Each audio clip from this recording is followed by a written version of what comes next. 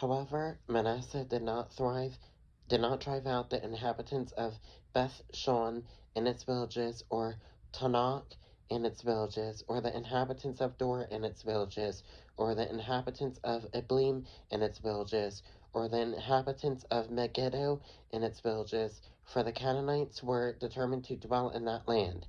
And it came to pass, when Israel was strong, that they put the Canaanites under tribute, but did not completely drive them out.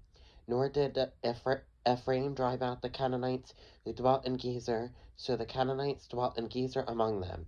Nor did Zebulun drive out the inhabitants of Catron, or the inhabitants of Nahalol, so the Canaanites dwelt among them and were put under tribute.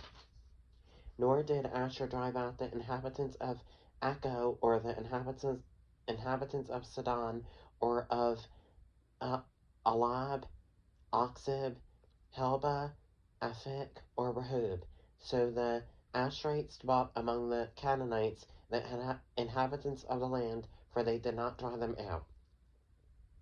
Nor did Naphtali drive out the inhabitants of Beth Shemesh, or the inhabitants of Beth Anath, but they dwelt among the Canaanites, the inhabitants of the land. Nevertheless, the inhabitants of Beth Shemesh and Beth Anath were put under tribute to them. And the Amorites forced the children of Dan into the mountains, for they would not allow them to come down to the valley. And the Amorites were determined to dwell in Mount Heres, in Ajalon, and in Shalbim. Yet when the strength of the house of Joseph became greater, they were put under tribute. Now the boundary of the Amorites was from the ascent of Akrabim, from Selah and upward.